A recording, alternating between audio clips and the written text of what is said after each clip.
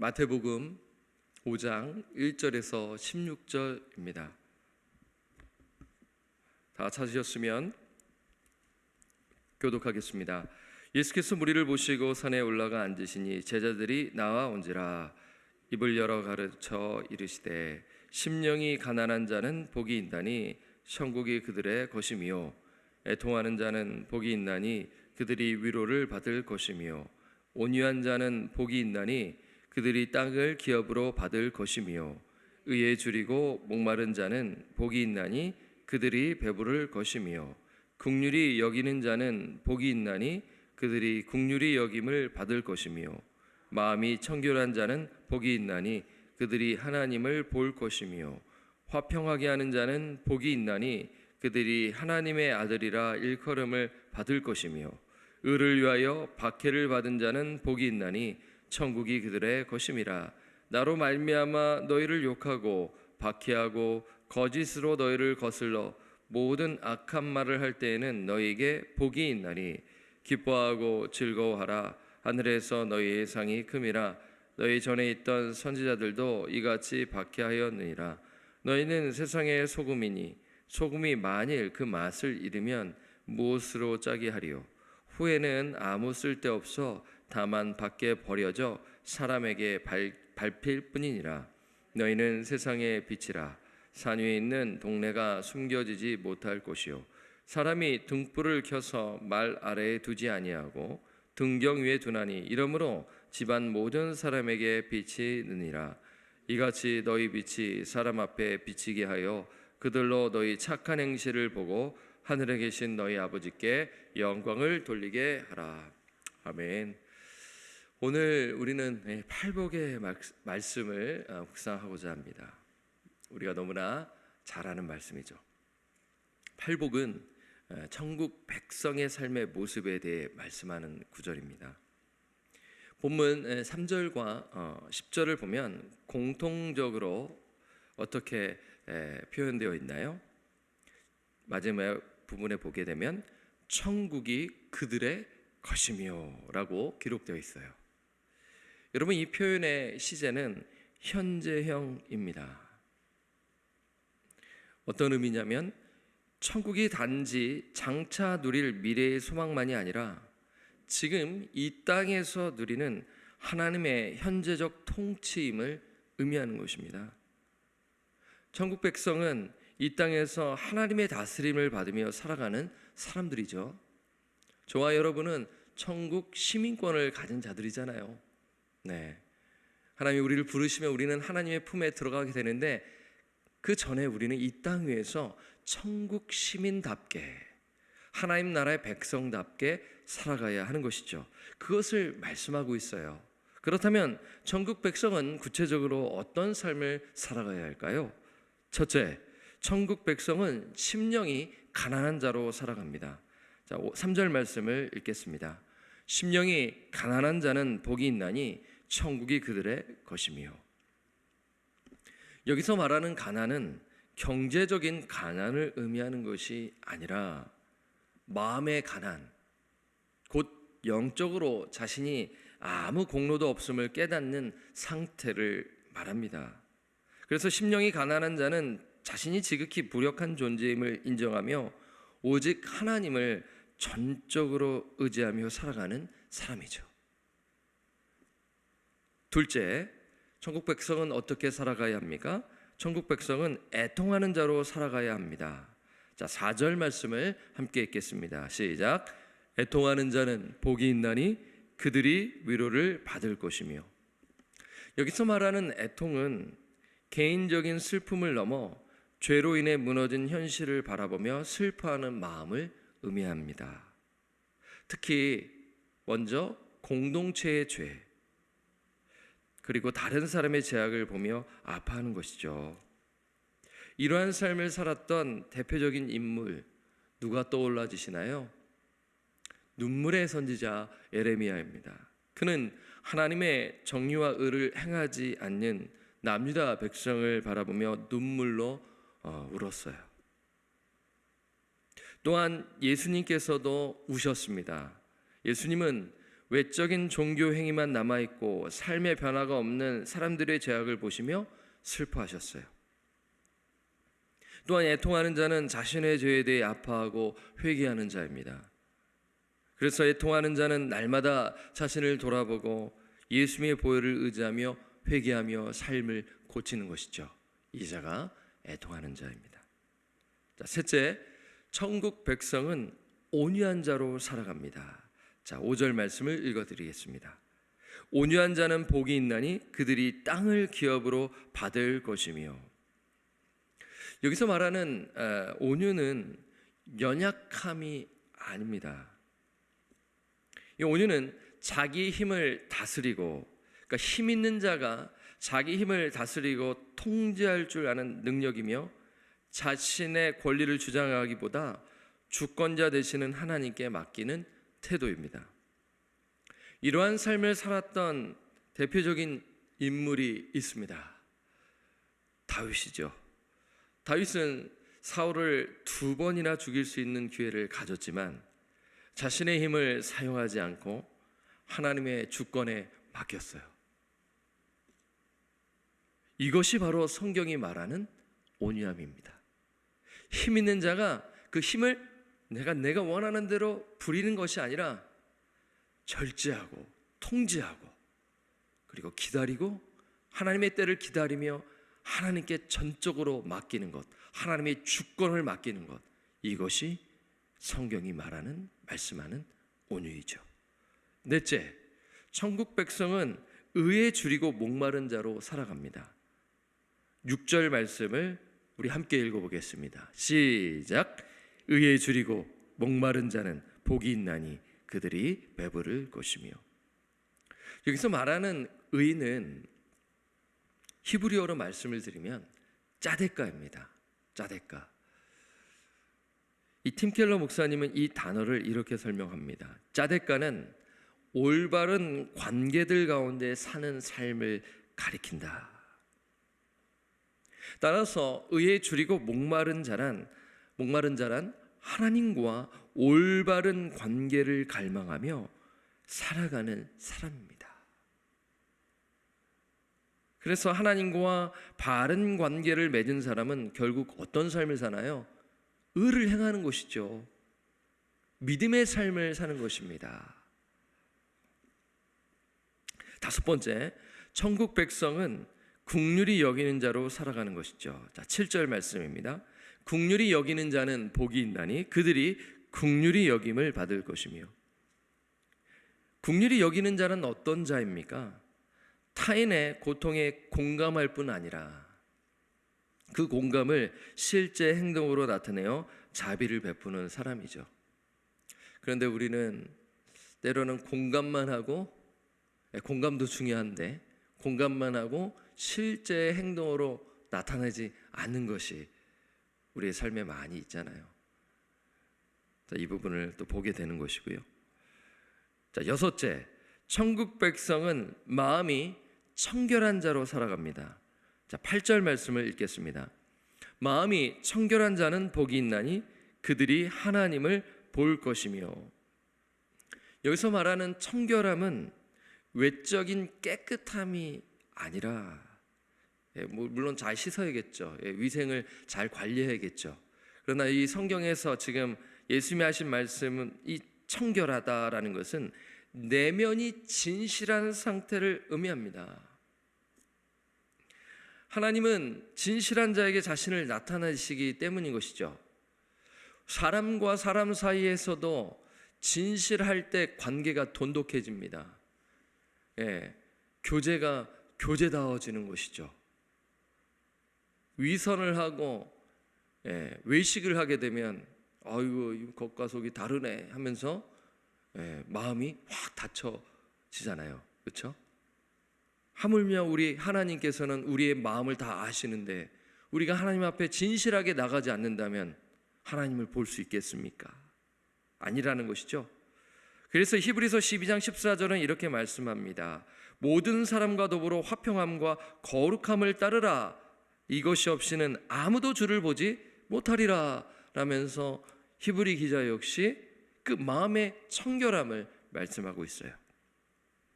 자, 7번째, 천국 백성은 화평하게 하는 자로 살아갑니다. 9절 말씀을 함께 읽겠습니다. 시작. 화평하게 하는 자는 복이 있나니 그들이 하나님의 아들이라 일컬음을 받을 것이며. 화평하게 하는 자는 분열과 대립 가운데서 화해를 이끌어내는 사람이죠. 일명 피스메이커입니다. 더 나아가 복음을 전하여 하나님과 사람 사이를 화목하게 하는 사람이죠. 고린도 후서의 5장에 보게 되면 우리 모두가 구원받은 자가 화목하게 하는 직분을 받았다라는 말씀이 있어요. 자, 이것이 화평하게 하는 자입니다. 그 자가 복된 인생이라고 말씀하고 있어요. 자, 8째, 이제 팔복에서 마지막이죠. 어떤 삶을 살아야 됩니까? 천국 백성은요, 천국 백성은 의를 위하여 박해를 받은 자로 살아갑니다. 자, 10절을 함께 읽겠습니다. 시작. 의를 위하여 박해를 받은 자는 복이 있나니 천국이 그들의 것임이라. 의를 위하여 박해를 받는 자란 하나님의 뜻을 지키려다 고난을 겪는 사람입니다. 혹시 여러분은 예수 믿는 믿음으로 핍박과 환난을 받으신 적 있으신가요? 그때 어떠셨습니까? 힘드셨지만 그래도 성령께서 내 마음을 주장하셔서 영적으로는 풍요로웠고 영적으로는 참된 기쁨과 소망이 있었는 줄 저는 믿습니다. 저도 그랬거든요. 여러분, 예수님을 바르게 믿고 살아가고 있다는 증거가 그 핍박과 환난인 것이에요. 반대로 전혀 아무 문제 없는 거예요. 돌아봐야겠죠. 정말 세상과 타협하고 있는 것인지, 아니면 정말 내가 손해를 보더라도 정말 주의 말씀대로 살아간다, 그러면요 고난이 옵니다. 그래서 예수님께서는 이렇게 말씀하시죠. 마태복음 5장 12절 함께 읽겠습니다. 시작. 기뻐하고 즐거워하라. 하늘에서 너의 상이 큼이라. 너희 전에 있던 선지자들도 이같이 박하였느니라. 네, 예수님 말씀하세요. 기뻐하고 즐거워하라. 영적인 기쁨을 말하는 것입니다. 소망이 있기 때문에 그 소망 중에 환난은 인내를, 인내는 연단은, 연단은 소망을 있는 줄 암이라면서 그 로마서 5장 2절에는 우리가 즐거워하라, 우리가 은혜의 보좌 앞에 나아갈 수 있기에 즐거워하라 하면서 로마서 5장 3절에 그 환난은 인내를, 인내는 연단을, 연단을 소망을 이루는 줄 알미라 라면서 지금 말씀하고 있는 것입니다. 그리고 왜 기뻐하고 즐거워해야 합니까? 하늘에 큰 상이 있기 때문인 것이죠. 이렇게 예수님께서 말씀하셨어요. 자, 이렇게 이제 팔복, 사실 이 팔복은 이 하나 가지고 매주 주일 설교를 할 수 있는 내용이잖아요. 팔복 시리즈로 우리 신앙생활 하신 우리 성도님들은 많이 들으셨을 거예요. 근데 제가 10분 안에 이 8개를 다 했습니다. 자, 지금까지 이제 팔복에 대해 말씀을 드렸는데요. 이 팔복은 곧 천국 백성의 삶의 모습이죠. 그리고 예수님께서 이제 이어서 이 마태복음 이제 5장 13절부터 16절에서 소금과 빛의 삶에 대해 말씀해요. 이 소금과 빛 역시 천국 백성, 천국 시민의 삶의 방식을 말하는 것입니다. 자, 5장 13절에 14절을 제가 한번 읽겠습니다. 너희는 세상의 소금이니 소금이 만일 그 맛을 잃으면 무엇으로 짜게 하리요? 후에는 아무 쓸데없어 다만 밖에 버려져 사람에게 밟힐 뿐이라. 14절 너희는 세상의 빛이라. 산 위에 있는 동네가 숨겨지지 못할 것이요. 여러분, 이 표현을 잘 보시면 소금이 되라, 빛이 되라고 하지 않습니다. 우리는 옛날에 이런 설교를 들었죠. 소금이 되십시오, 빛이 되십시오. 그렇게 안 살아가니까 우리 목사님들께서 좀 소금 좀 되라, 빛이 좀 되라, 이런 뉘앙스로 말씀하신 것 같아요. 사실 오늘 말씀 예수님이 뭐냐면 너희는 세상의 소금이라고 했어요. 너희는 세상의 빛이라고 한 것이죠. 분명한 정체성을 말하는 것이죠. 너희는 천국 백성이다. 그래서 너희는 세상의 소금과 빛의 역할을 감당하라 라는 메시지인 것이죠. 쉽게 표현하면 세상 속에서 선한 영향력을 발휘하라는 것입니다. 선한 영향력을 발휘하라. 어디에서요? 세상에서. 이 선한 영향력은 소금과 빛의 역할을 통해 분명하게 드러나는데요. 자, 소금의 역할은 무엇입니까? 맛을 냅니다. 예, 나는 싱겁게 먹어야 건강해 하면서 소금을 전혀 안 드시면 안 되죠. 예, 소금도 안 먹으면 몸에 문제가 있다라는 거 잘 아실 줄 압니다. 저도 건강에 좀 관심이 있거든요. 너무 저염식으로 먹으면 문제가 된다. 소금의 역할은 맛을 냅니다. 감칠맛을 내지요. 그리고 소금은 부패를 방지하는 것입니다. 냉장고가 없던 시대에는 소금은 음식이 썩지 않도록 보존하는 역할을 했어요. 그렇잖아요. 고기 같은 거 다 그 염장해서 오랫동안 먹으려면 소금을 이렇게 쳐가지고 그래야 그게 부패가 방지돼서 먹을 수 있는 것 아니겠습니까? 이처럼 참된 그리스도인은 세상 속으로 들어가 죄와 부패를 막는 역할을 감당해야 하는 것이죠.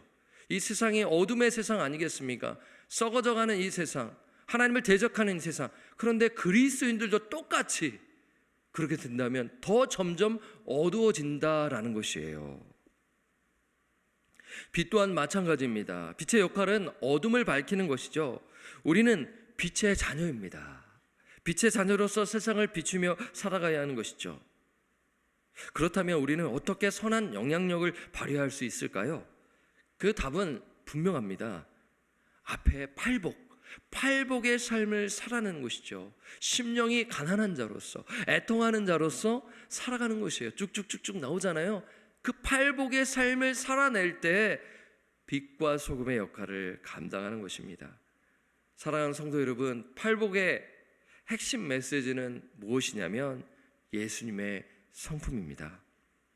우리가 예수님의 성품으로 살아갈 때 세상 속에서 소금과 빛의 역할을 감당하게 되고 가정과 사회가 변화되기 시작하는 것이죠.